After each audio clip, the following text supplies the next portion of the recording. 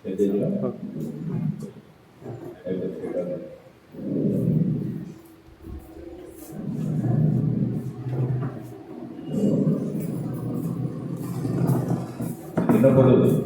తల్లిదండ్రులు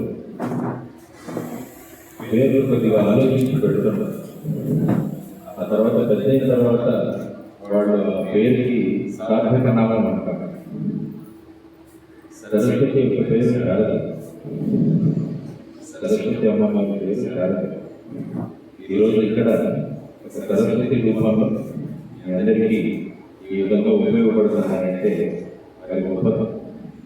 అంటే మన జీవితంలో జరిగిన కొన్ని విషయాలు ఏవైతే ఉంటాయో చాలా మంది ఆ విషయాలు జరిగిన తర్వాత పొంగిపోతారు.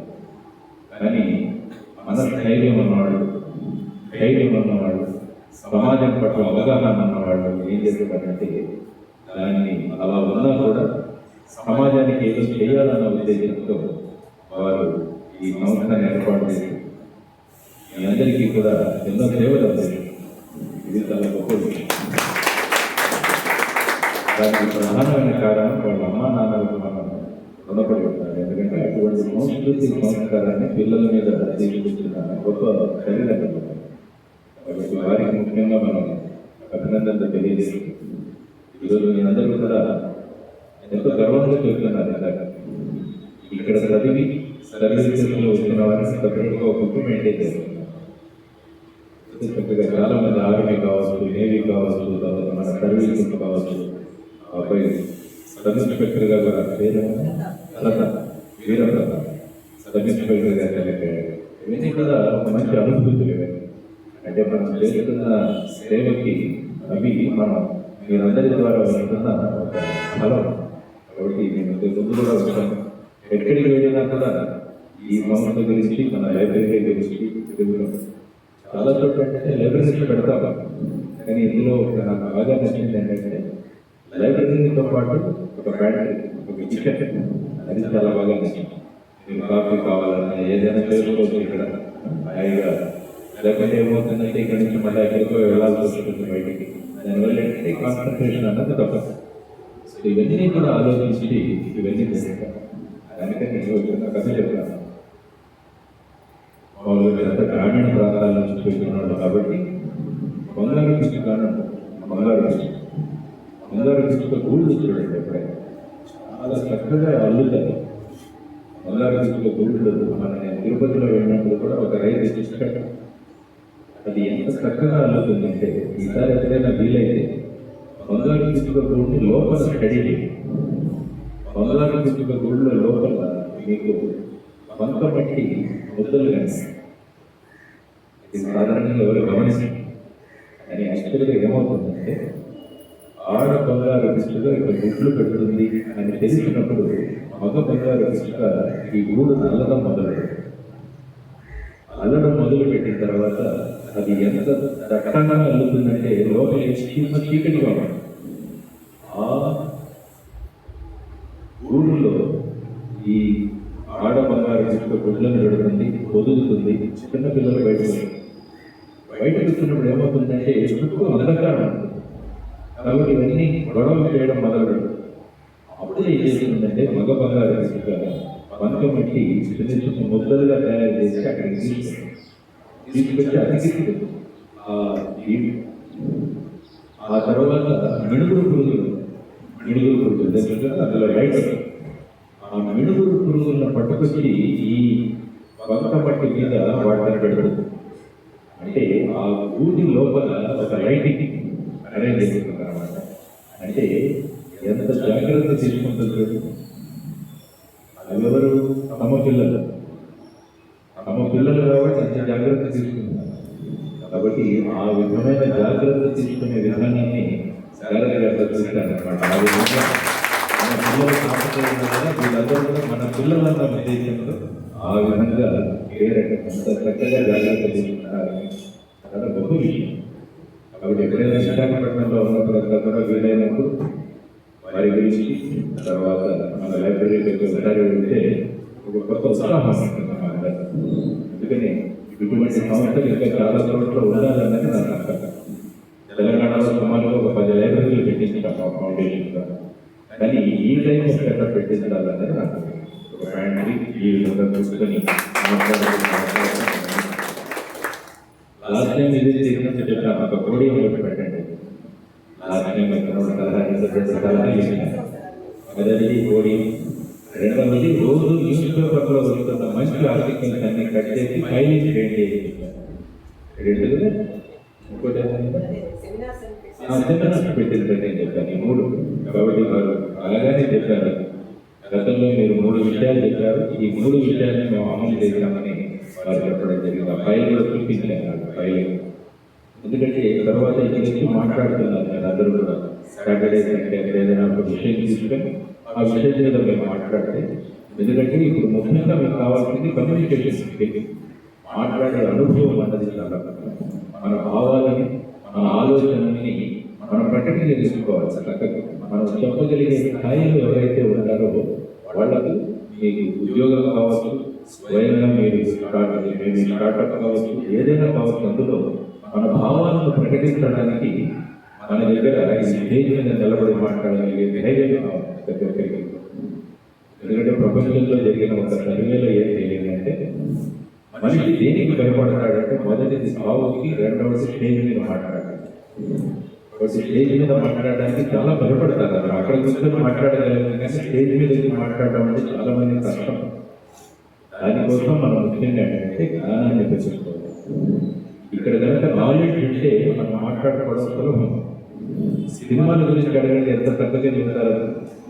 సినిమాల్లో నేను కాలేజీ స్కూల్కి వెళ్ళేటప్పుడు సినిమాల గురించి అడిగితే టకా సమాధానం. ఎందుకంటే ఇక్కడ సినిమాలు మనం ఫీడ్ చేస్తాం. ఇక్కడ ఏది ఫీడ్ చేస్తే ఇక్కడ నుంచి అక్కడ బయట. కాబట్టి ఇందులో జ్ఞానాన్ని నింపడం, అనేక విషయాలను తెలిసిన వాటిని మాట్లాడాలి. ఎప్పుడైతే మనం తెలిసిన విషయాలను మాట్లాడుకుంటామో అది ఆర్టిస్టిక్లో పర్మనెంట్గా సేవ్ అవుతుంది. ఆర్టిస్టిక్ మన బ్రెయిన్.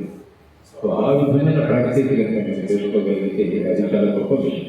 కాబట్టి ఆ విధంగా వారు సంవత్సరం నేను వచ్చినప్పుడు చెప్పిన వెంటనే దీని తర్వాత సాటర్డే సండే శనివారం ఆదివారం అలా చూస్తుందని అనేక విషయాలు మీరే సెలెక్ట్ చేస్తుంది. ఏదైనా విషయాలు సమాజంలో జరుగుతున్న విషయాలు, ఆ విషయాలు ఒక టాపిక్ తీసుకుని ఒకరు వచ్చి ఇక్కడ మాట్లాడతారు. దాని గురించి తర్వాత ప్రిపరేషన్ కూడా చూస్తాను. మీరు అందరూ కూడా చక్కగా ప్రిపేర్ అవుతున్నారు.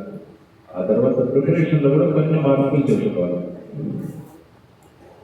ఇప్పుడు ఈ ప్రశ్న అందరూ చెప్పేస్తారా, గీతాంజలి రాసింది ఎవరు అని అడుగుతున్నారు. గీతాంజలి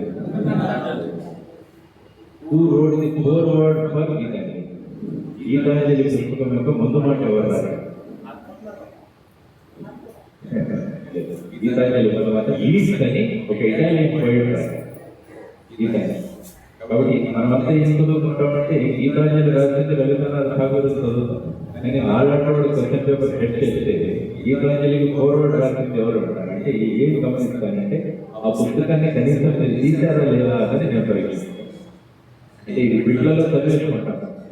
బిడ్డలో వచ్చేస్తుంది మీకు ఊరు రోడ్ గీతాంజలి అంటే రవీంద్రనాథ్ ఠాగూర్. బట్ ఇది అడిగినా కూడా నేను మీకు సజెస్ట్ చేసేది ఏంటంటే ఏదైనా ఒక విషయం వచ్చినా ఆ పుస్తకాన్ని ఒకసారి చూడండి, ఒకసారి తిరగండి. ఆ పుస్తకాన్ని ఎంతో చక్కగా ఉంటుంది. మీ అనుభవం కూడా చక్కని లైబ్రరీ ఉంటుంది. సో మీరు బిడ్డలలో చదివిన దాన్ని మెయిన్ పుస్తకం కూడా ఒకసారి చూస్తూ ప్రయత్నించండి. ఆ పుస్తకాలు ఏమైనా మీకు కావాలంటే లిస్ట్ రాసిస్తే మేడం గారు వెంటనే తెచ్చిస్తారు. ఆ విధమైన అరేంజ్మెంట్ కూడా ఉంది. సో ఆ విధంగా ప్రిపేర్ చేసుకుంటూ, ఎందుకంటే ఇతరుల కన్నా మనం ఎంత గొప్పగా ఉన్నామన్న దానికి మనకు కాంపిటేటివ్ ఎగ్జామ్స్లో మీరు విజయం సాధించాలి. You have to perform better than others. పరీక్ష రాసే వాళ్ళలో మీరు వారికన్నా బాగున్నారని చెప్పి మీరు ప్రదర్శించుకోగలిగితే సో ఆ విధంగా మనం ప్రిపేర్ అవుతూ కొత్త మార్గాల్లో మనం ప్రిపేర్ అవుతూ గ్రూప్ డిస్కషన్స్ చాలా important. Group discussions are very important. కాబట్టి డిస్కషన్ చేసుకుంటూ, ఎందుకంటే చదువుతున్నంతసేపు బాగానే ఉంటుంది. పుస్తకం పుస్తకం మళ్ళా గుర్తుంటుంది అదే పెద్ద సమస్య. దానికోసం ఏం చేస్తారంటే చిన్న డిస్కషన్స్ చక్కని వాతావరణం ఫోన్ చేసిన తర్వాత చిన్న టేబుల్స్ అలా వేసుకొని ఒక విషయం తీసుకుని డిస్కస్ చేస్తున్నాము. సో బ్రహ్మాండంగా మీరు ఇంతకన్నా చక్కని వాతావరణం, ఇంతకన్నా మిమ్మల్ని చక్కగా తెల్లగా చూసుకునే మనసు మీకు ఎక్కడ దొరకదు. కాబట్టి అటువంటి అద్భుతమైన వాతావరణంలో మీరు అందరూ చదువుతున్నారు. కాబట్టి తర్వాత ఈ మధ్య ఆర్టిఫిషియల్ ఇంటెలిజెన్స్ వచ్చింది. తర్వాత టెక్నాలజీ, ఈ రెండింటి వల్ల మన కాన్సన్ట్రేషన్ తగ్గిపోతుంది. మన ఎవరో రీల్స్ తయారు చేసేవాళ్ళు వచ్చారు, రీల్స్ అంటాం కదా, మనకి రీల్స్ ఫేమస్ రీల్స్. వాడు ఏమంటున్నాడంటే నన్ను వచ్చుతారు, నేను ఏది చెప్పాలనుకున్నా 29 సెకండ్లో చెప్పాలి, 29 సెకండ్స్. ఎందుకంటే 29 సెకండ్స్ కన్నా వీడియో ఎక్కువ ఉంటే కదా చూడడం. ఎందుకంటే ప్రస్తుతం ఫ్యాన్ పట్టేసి 29 సెకండ్స్. 29 సెకండ్స్ ఏకాగ్రత ఉంటుంది. 29 సెకండ్స్ తర్వాత మనిషి ఉంటుంది కానీ మైండ్ ఎక్కడ ఉండదు. అది ప్రస్తుతం టెక్నాలజీ వల్ల మీ అందరికీ వస్తున్న ప్రభావం. కాబట్టి వీటన్నింటినీ మీరు అధిగమించాలంటే ప్రాణాయామం is very important. Yoga and ప్రాణాయామం ఈ రెండు చాలా ముఖ్యమైన విషయం. ఎందుకంటే ప్రాణాయామం ద్వారా మీ కాన్సన్ట్రేషన్ పెరుగుతుంది. తర్వాత అనవసరంగా ప్రతిదానికి ఆందోళన చెందాలి, స్టేబుల్గా ఉంటాం.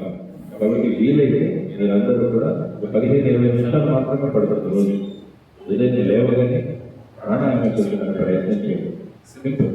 ఈ యూట్యూబ్లో చూడండి, రామదేవ్ బాబా ప్రాణాయామం, శ్రీ రవిశంకర్ గారి ప్రాణాయామం, రకరకాల మనకు ఫ్రీగా తెలుసుకుంటుంది. వీలైతే ఒక చిన్న నేను మేడం గారు కూడా వీలైతే ఒక చిన్న కోర్సు కూడా మనం కండక్ట్ చేయవచ్చు. నేను రవిశంకర్ గారు ఆర్డర్ లివింగ్ చేస్తాను సుదర్శన్. సో దానివల్ల ఏమవుతుందంటే ఏ విధంగా కూడా మనం ప్రశాంతంగా ఉంటాం, ప్రతిదాన్ని అనలైజ్ చేయగలం. ఆ విధంగా ఇక్కడ బాగుంటే నేను తర్వాత ఇంట్రడ్యూస్ చేస్తాను. వాళ్ళ టీచర్స్ అంటారు, వాళ్ళు వచ్చి వీళ్ళతో నేర్పిస్తే ఒక వారం నేర్చుకుంటే చాలు, ఆ తర్వాత చాలా మార్పు వస్తుంది. ఎప్పుడు కూడా మనం ఫీల్ ప్రైడ్, ఎప్పుడు కూడా మనం ఏ విషయం ఇచ్చినా కూడా దాంట్లో మాట్లాడాలి, శాంతంగా ఆలోచించడం. చిన్న చిన్న ఫెయిల్యూర్స్కి మనం వెంబేలు పడుకోవడం ఇలా ఏది జరగదు. మనకి స్టేబుల్గా ఉంటాం. కాబట్టి అదొక చేయండి. ఆ తర్వాత ముఖ్యంగా పుస్తకాలు, మీరంటే మీ పాఠ్య పుస్తకాలు చదువుతున్నారు, కోచింగ్ మెటీరియల్, వీటితో పాటు అదర్ బుక్స్ కూడా చాలా మంచి లైబ్రరీ ఉంది దగ్గర. పుస్తకాలు తెలియండి. ఆ తర్వాత గొప్ప వ్యక్తుల చరిత్రలు, జీవిత చరిత్రలు చదవడం. Read the biographies and autobiographies of great. అవి చదివితే ఏమవుతుందంటే అందులో ఒక కొత్త ఉత్సాహం ఉంటుంది. వాళ్ళు పడిన కష్టాలు చూస్తే మన కష్టాలు ఏమి కాదు. అల్లూరి సీతారామరాజు గారి గురించి చదువుతుంటే ఆయన అప్పుడు ప్రాంతంలో మన్యంలో అందరినీ వాళ్ళ చేసి బ్రిటిష్ వాళ్ళని ఎదిరించడం అనేది ఒక పెద్ద సాహసం. కాబట్టి అడిగి చదివితే ఏమవుతుందంటే మనలో కూడా ఆ విధమైన కాన్ఫిడెన్స్ వస్తుంది. చరిత్రలు, జీవిత చరిత్రలు చదవడం కూడా నేర్చుకోవాలి. కాబట్టి ఈ విధంగా మనం చేసుకుంటూ వెళితే ఖచ్చితంగా సక్సెస్ఫుల్ విజయాలు వీళ్ళందరికీ కూడా రావాలి. ఆల్రెడీ చెప్పారు, 20 మంది గ్రూప్స్ ఎగ్జామ్స్ ఆల్రెడీ క్వాలిఫై అయ్యారు. ఇప్పుడు నేను ప్రిపేర్ అవుతున్నాను, ఇప్పుడు RRBకి ప్రిపేర్ అవుతున్నారు 1000 మంది. తర్వాత DSC కూడా 16,000 పోస్టులకి మేము DSC కూడా వచ్చింది. సో ఇవన్నీ కూడా చేసుకుంటుంది. తర్వాత సమాజం పట్ల అవగాహన, మనం ఎప్పుడైనా చేసే ఉద్యోగం ద్వారా సమాజానికి ఉపయోగపడాలన్న భావన ఎప్పుడైనా మీరు టీచర్గా వెళ్ళినప్పుడు మీ భూమికి చాలా ముఖ్యమైనది.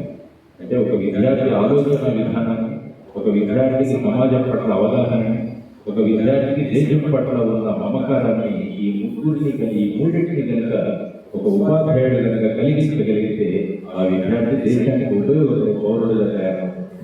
కాబట్టి టీచర్ జాబ్ సిలబస్ కంప్లీట్ చేయడం కాదు, పరీక్షలు పెట్టడం కాదు, ఇది టీచర్ జాబ్ కాదు.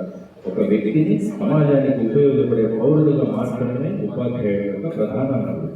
కాబట్టి ఆ విధంగా మీరు చేసే ప్రతి ఉద్యోగాన్ని కూడా సమాజానికి అన్వయించుకోగలిగారంటే ఒక కొత్త ఉత్సాహంతో మీరు ఒక మరిచిపోని వ్యక్తిగా మీరు సమాజంలో నిలబడుతుంది.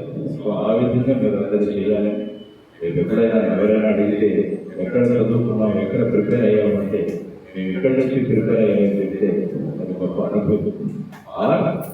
రేపు మిమ్మల్ని చూసి నేను ఖచ్చితంగా అక్కడే చదివేవారని అడగాల్సిన పరిస్థితి రావాలి అని నేను కోరుకుంటున్నాను. ఎందుకంటే ఆ విధంగా అనుభవాలు ఇక్కడ పడతాయి.